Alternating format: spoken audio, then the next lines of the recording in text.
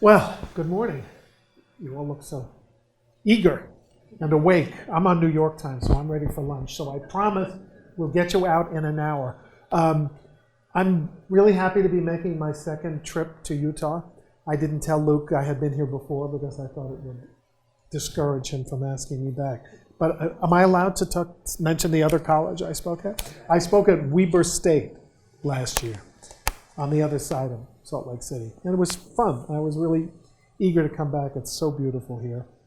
And the weather is so lovely, not like New York right now. So thanks for having me. Let me make two comments about Appomattox so that I feel I fit into the spirit of the Appomattox project before I diverge from it a little bit. Two of my favorite stories. So Appomattox Courthouse is a city. That's the name of the town, but it's not the name of the place where the surrender of Robert E. Lee to Ulysses S. Grant took place. That was in a private home owned by a man named Wilmer McLean. So it's the McLean House. And McLean had lived in Manassas, Virginia in the 1850s. He had a farm at Manassas. And one day in July 1861, there was an explosion or two that tore up his farm. And he realized that the Civil War had started in his backyard. It was the first battle of the Civil War, also known as the Battle of Bull Run. And McLean and his family survived by hiding in their cellar.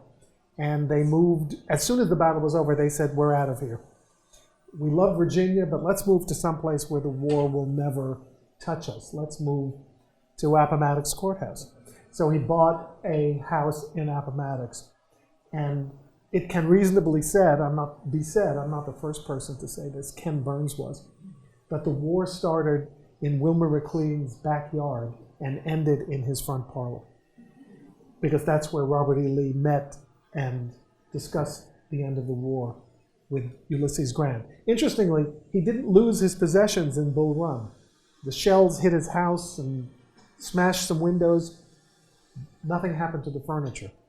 After the surrender, the Union generals cleaned out all of his furniture. They just took everything. The table where they signed the surrender, the couch, the chairs where Lee and Grant were sitting. It just became souvenirs. And I think he got $20 for the house. So he did not have good luck in terms of citing his family. A story that tells more about the spirit of Appomattox is reflected in what happened after Lee had surrendered.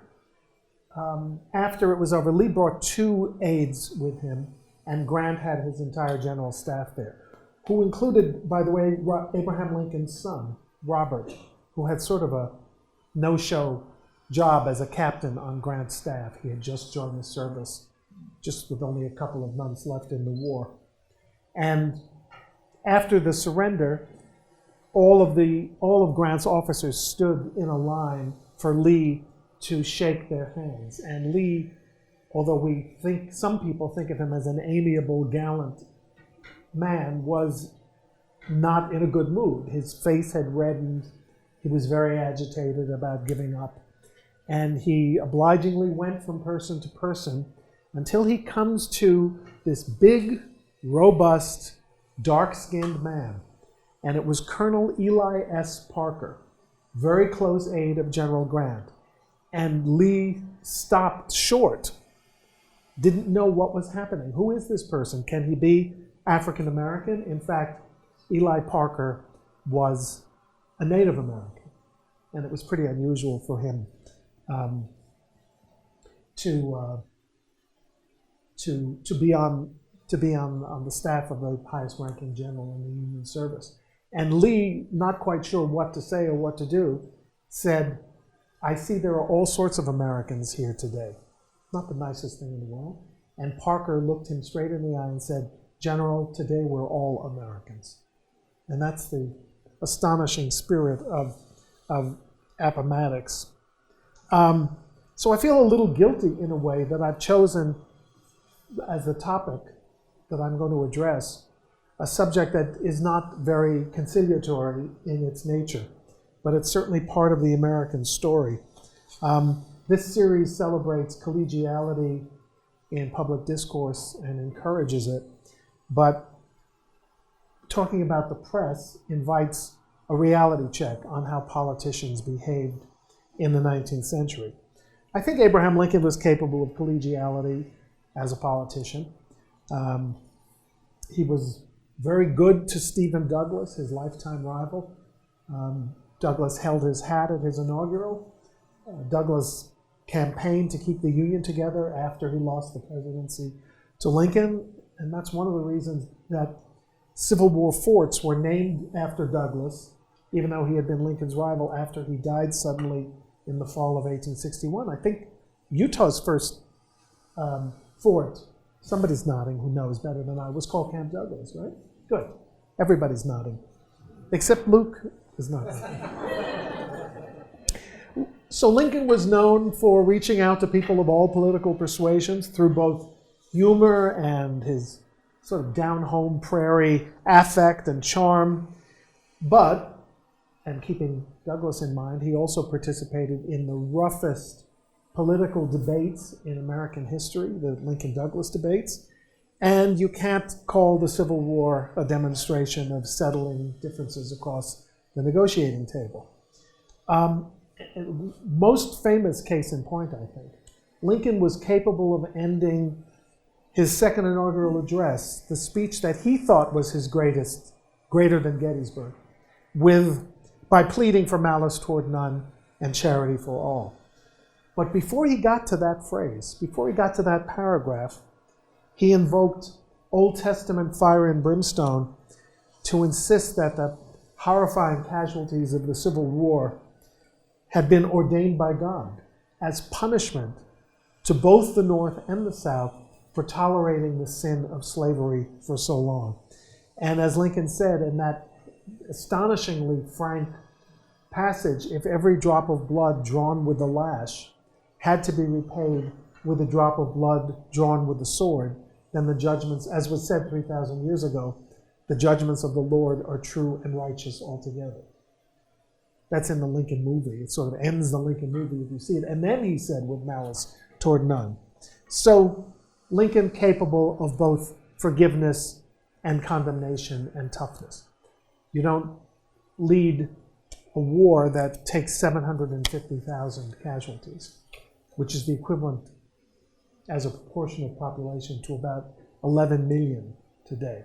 11 million, without having a very tough hide and determination. So I want to talk about the press, not only because that was the subject of my last book, Lincoln and the Press, really the press in the age of Lincoln, but because we're all talking about the press again in terms of a presidency. We're all talking about fake news. We're all talking about Twitter. Is it appropriate? Is it fake? Is it real? Is it a bot? Is it a Russian bot? And aside from the Russia part, what I wanted to communicate is that none of this is new. This has been going on in America, this fight over whose version of the story is real since John Adams.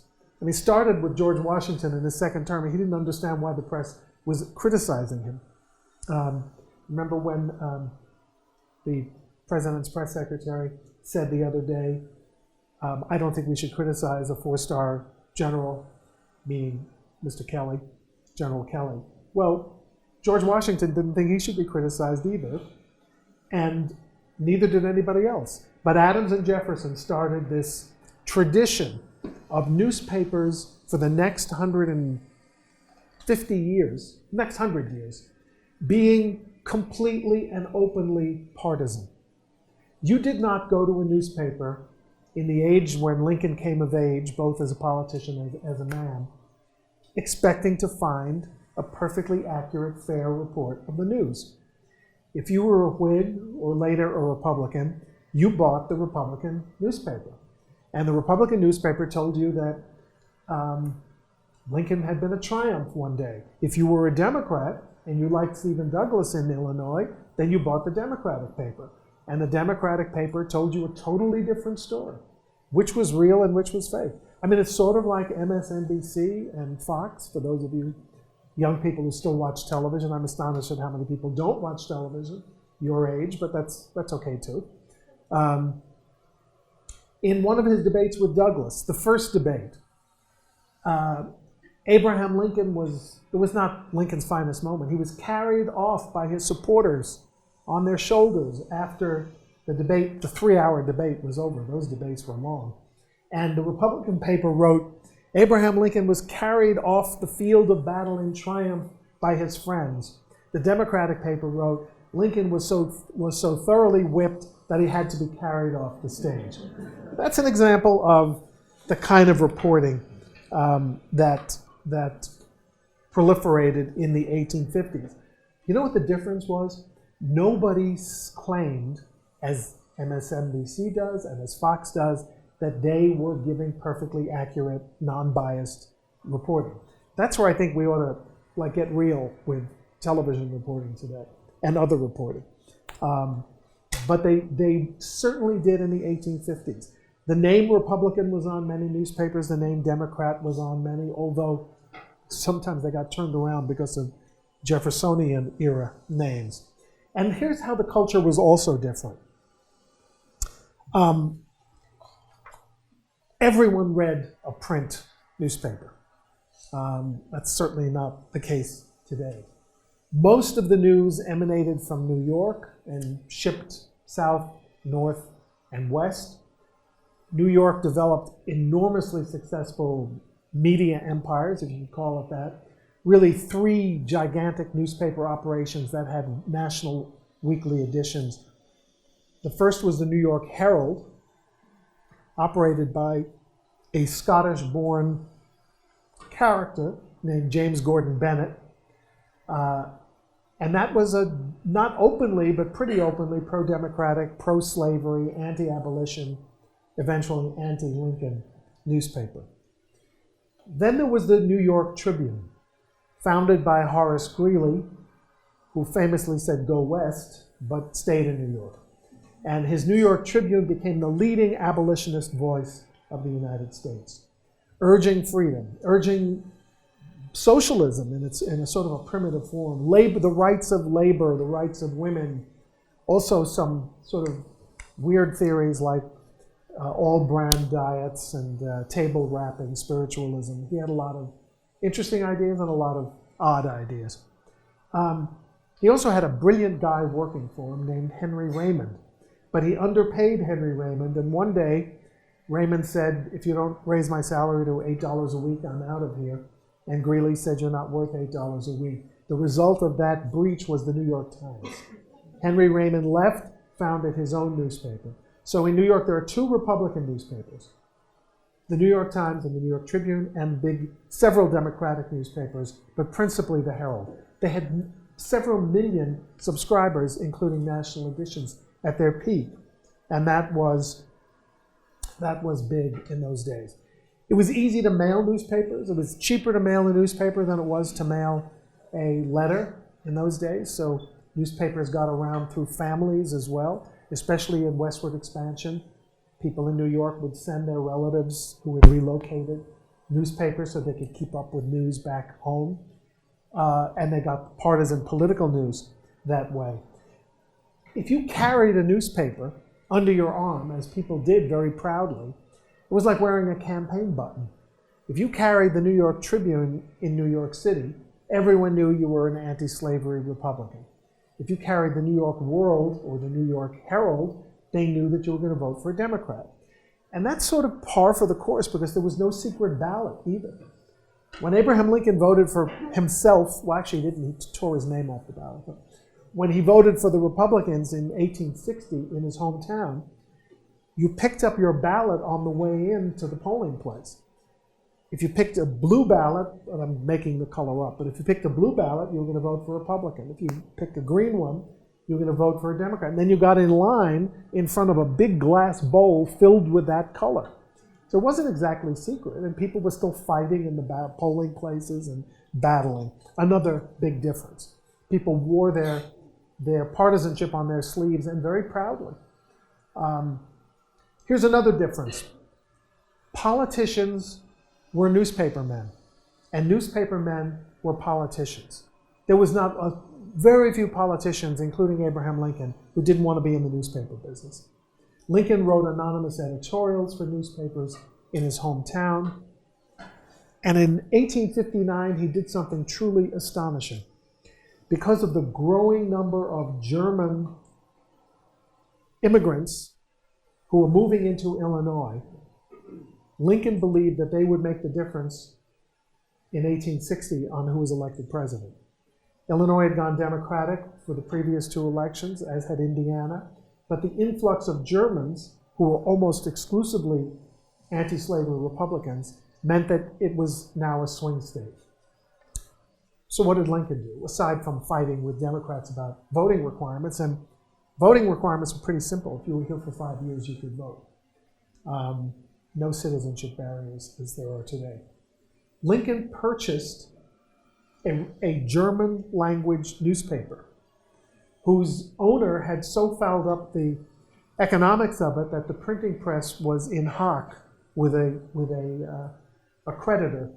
Lincoln gave him $500 to get the stuff out of the pawn shop, and all Lincoln said was, I don't want any money. All I insist, and maybe he wrote a contract. I know lawyers are not supposed to write their own contracts, but Lincoln did. He had to never diverge from Republican platforms. If he did it for a year, ending not coincidentally the month after the presidential election, then this man, whose name was Theodore Canisius, could have the whole newspaper back, and Lincoln would renounce his rights. Lincoln didn't even read German. There was no way he could even check. But people did, and they were solidly pro-Lincoln for the rest of the campaign. In December, Lincoln not only turned over the newspaper back to Canisius, he asked the state legislature to buy up all the back copies. And then for about $2,000, which was a lot of money then, it's like $40,000 today. That's just based on currency inflation. And he named Canisius as the consul to Vienna. So that's another difference. Newspaper men got political jobs as rewards. If you were loyal to your political party, and if they won, if you helped them win, you could become an ambassador. You could become the postmaster of Chicago, as the editor of the Chicago Tribune did, and that was a huge job. You could become the collector at a port, where you could make profit as well as a big salary. They were the highest paid people in the federal government, higher even than the president, the port collectors. Now, the good news about all this partisanship is that turnout in elections was extraordinary. In 1860, 81% of eligible voters voted for president. Now, it's true they were all men and they were all white, but turnout among male whites is down to around 50%. It's as bad as it is everywhere else. And part of that may be that this kind of identification with your party newspaper has faded. There's one other tradition that I want to tell you about because that's the crux of this talk. And that is violence against the press. We're reading about violence against the press in totalitarian regimes now in Asia and Africa. Journalists are being killed in war zones. Well, if you consider that America, if you accept the fact that America was in a sense a war zone even before the Civil War, where slavery was concerned and where anti-slavery sentiment was concerned, then you'll understand that violence was perpetrated against newspaper editors and newspapers, particularly those who spoke out for freedom for enslaved people.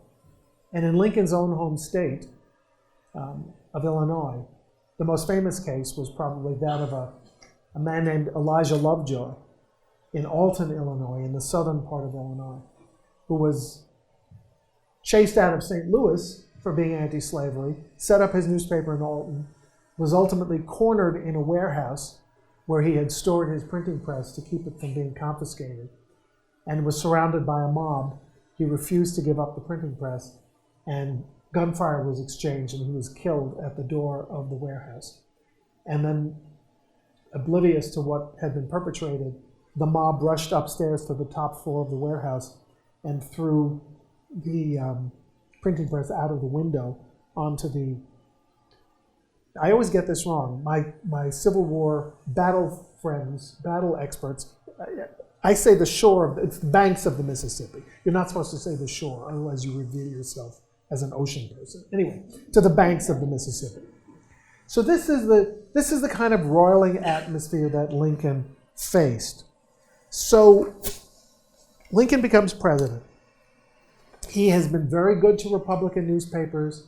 He's given editors jobs. He's given them stories. He's given them early leaks.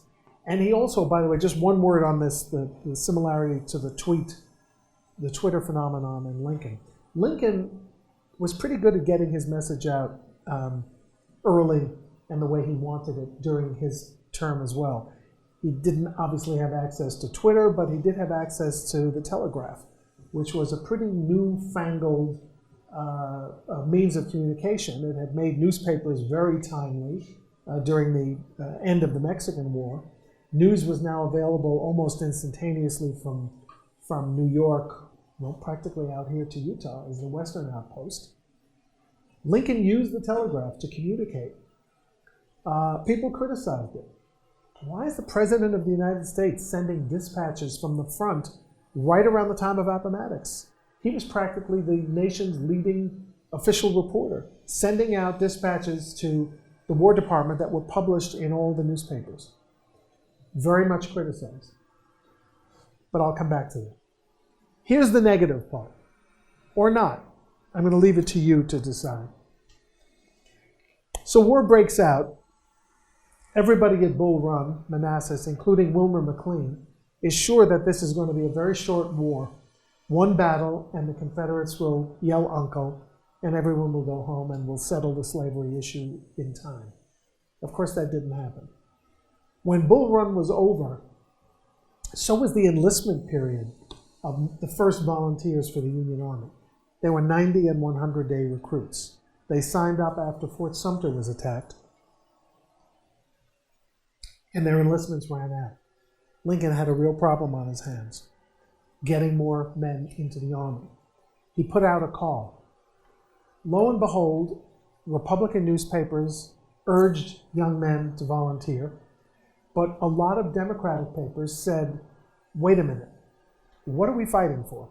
Is it really to hold the Union together, or is it to free enslaved people? We didn't sign up for this. We were told it was going to be early. Don't enlist. And that's when the floodgates of freedom of the press were broken. Over the next 6 months, the Lincoln administration, either through the State Department, the Post Office Department, the Interior Department, and the War Department, clamped down on dissent in the press to an extraordinary degree that whose full story was really never told. I counted, in the end, I tried to do a survey, but I sort of stopped it so I could write the book. Over 200 incidents where the Lincoln administration shut down a paper, confiscated printing presses, arrested editors, confined them in prisons without trial. And ultimately, the Lincoln administration was even more direct, and I'll get to those famous stories too. This happened all over the country, New York in particular. A grand jury issued an indictment against 5 or 6 newspapers in New York. The indictment was never accepted by the judge, but the post office stopped carrying the newspapers. In the post office, the Interior Department confiscated them from trains. So the government virtually closed these papers down. In states that were teetering on the brink of seceding from the Union, secession happened in 2 waves. First, the 7 states of the Deep South, and then along the northern part of the Confederacy, Virginia and North Carolina came later, and Missouri, Kentucky, Maryland, and Delaware were in question. Lincoln did not allow newspapers in the border states to advocate for secession.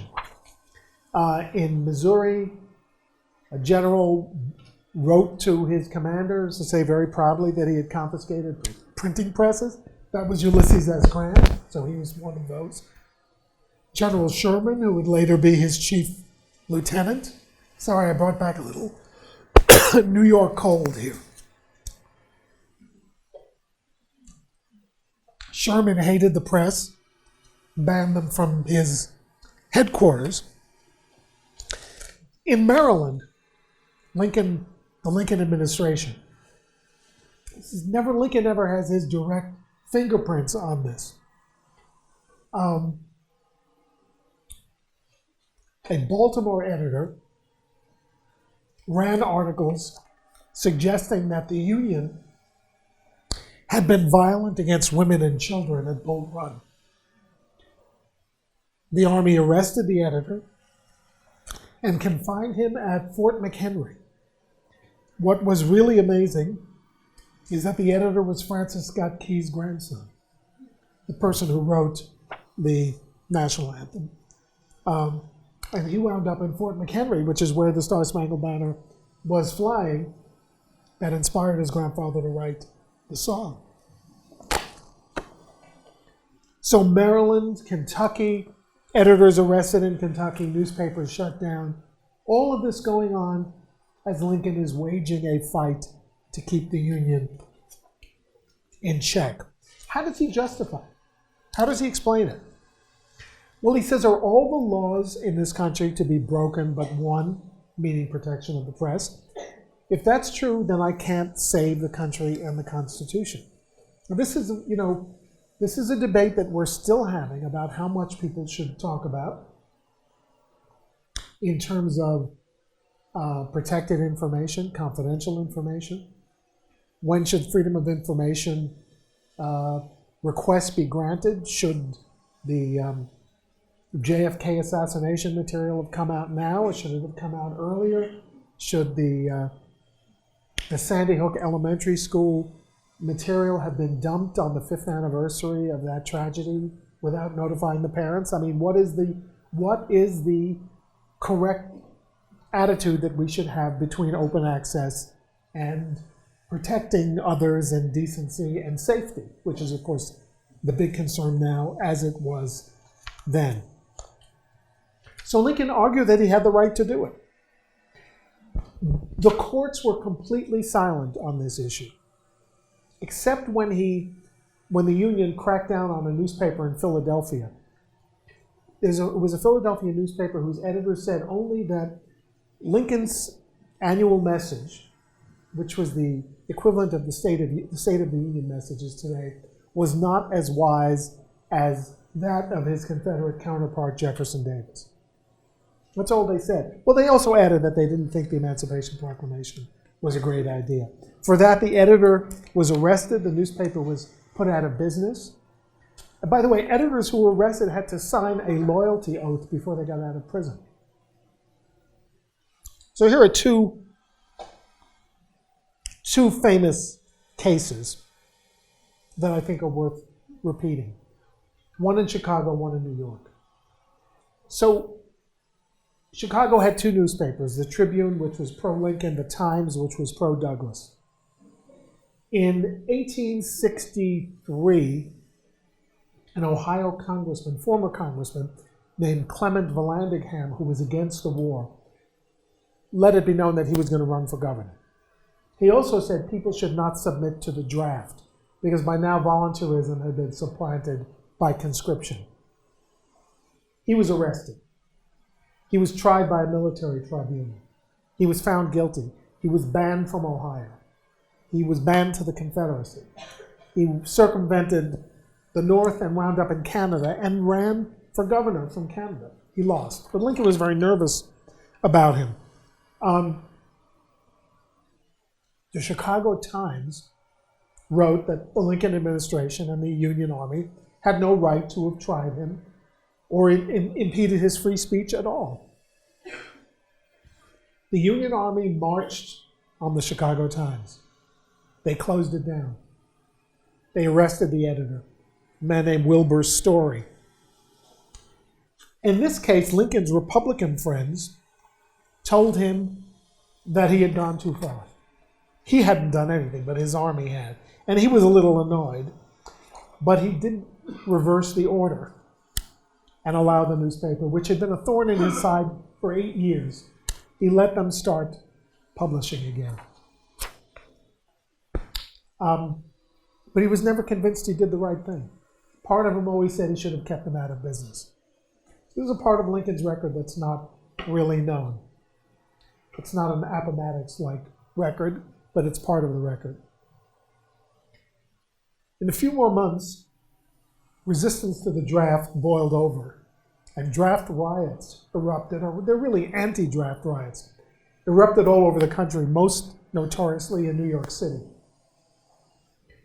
where it became more than a draft riot, although that's the name it sort of stubbornly holds in history. It was really a race riot, first of all, with white people lynching black people and mutilating black people.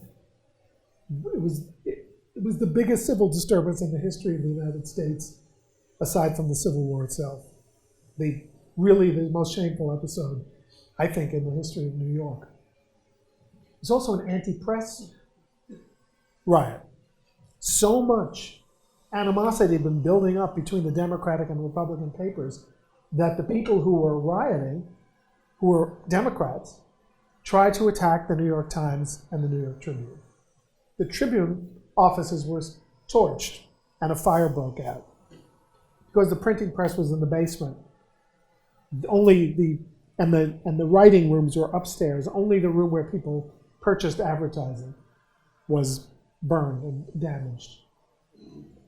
The New York Times had just opened a new building. So editor Henry Raymond opened the windows of the second floor and imported Gatling guns, which are like early machine guns with revolving turrets. And he and one of his investors, Leonard Jerome, stood there and aimed the guns at the mobs, daring them to enter the New York Times, and they never did. Does anybody know why Leonard Jerome's escape to safety changed the history of the world? Anybody know? You've got it. The grandfather of Winston Churchill.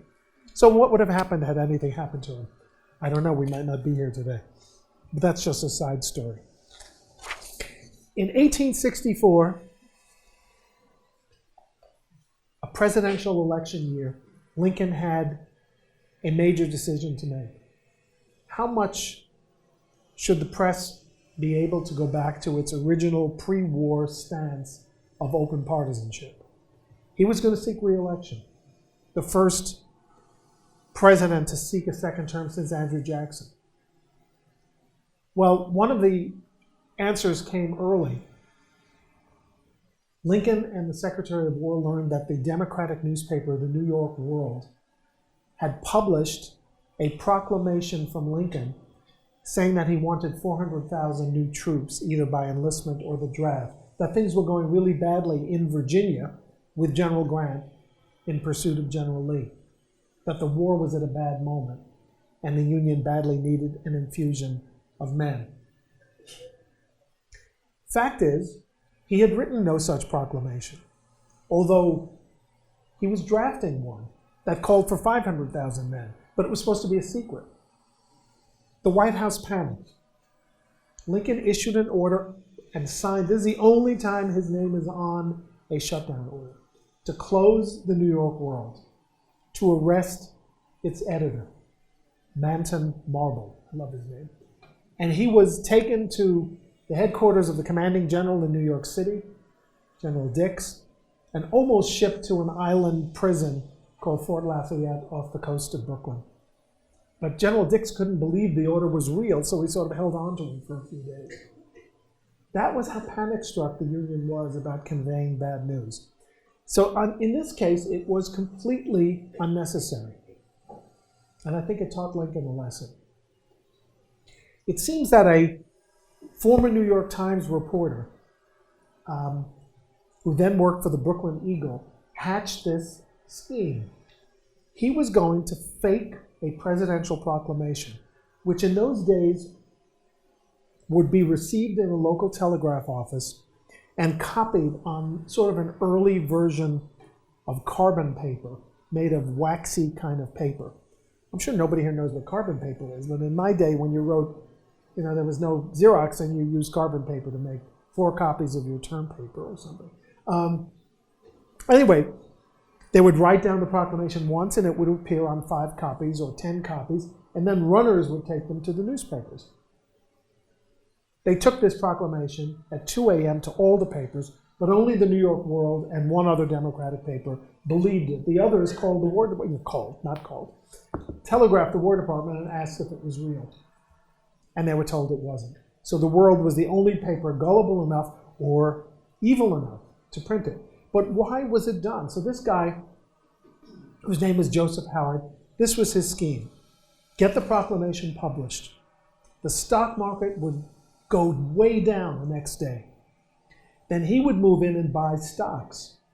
Within 24 or 36 hours, the story would be disproved, stocks would return to their previous number, and he would make a killing in the stock market. It was all about money.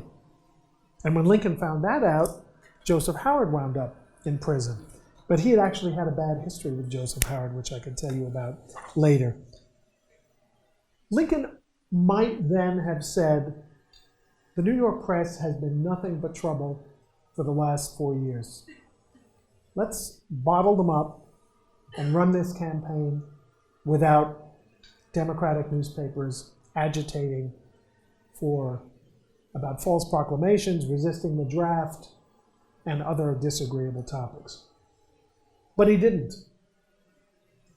To Lincoln, political campaigns, political debate, decision-making were so deep in the core of democracy and what he was fighting for. Not only union, but majority rule. He had won a majority of the electoral votes. He was entitled to be president of the entire country. If you could disagree with that vote and walk away, then we had no country. That was part of the whole fight for the Union.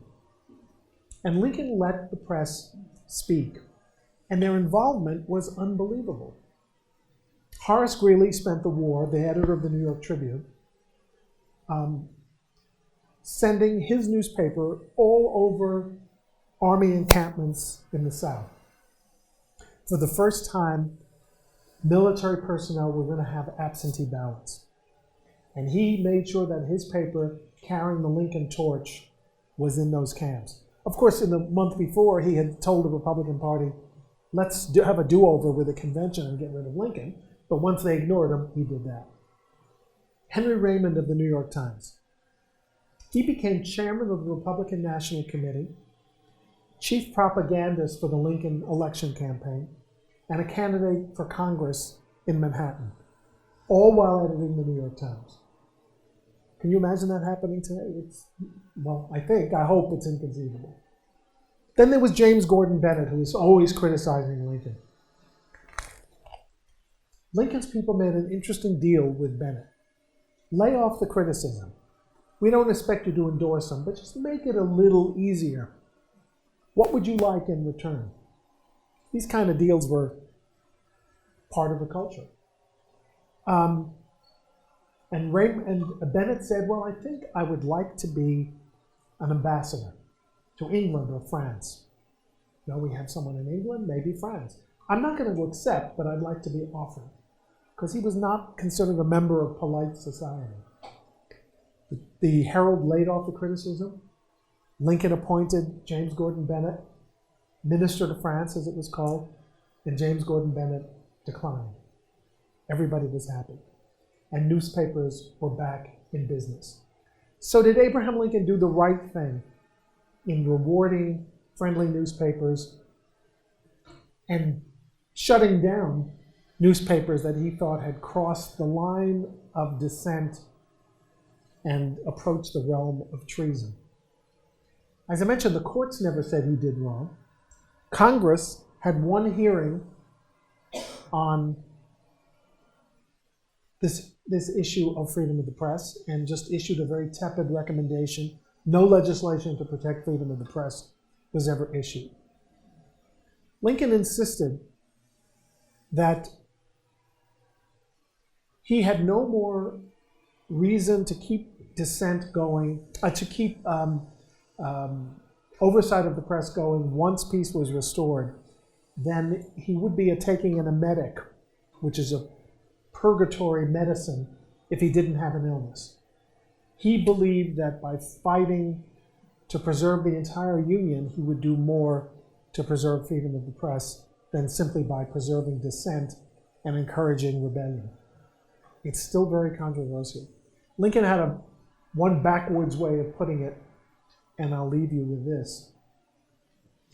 It was an age of battlefield amputation on a massive scale. People didn't know how to treat wounds to the limbs. And when asked about press censorship, and when sort of attacked for overdoing it, Lincoln said, "I'm trying to save the country. If I have to sacrifice some of its inherent liberties to save the Constitution, I'll do it." In other words, I would never save a leg and sacrifice a body. But to save a body, I would sacrifice a leg. Lincoln sacrificed the leg of press liberty during the Civil War, but the result was greater press freedom in the future. Was he right? Was it an Appomattox moment, or was it a dictatorial moment? You be the judge. Thank you.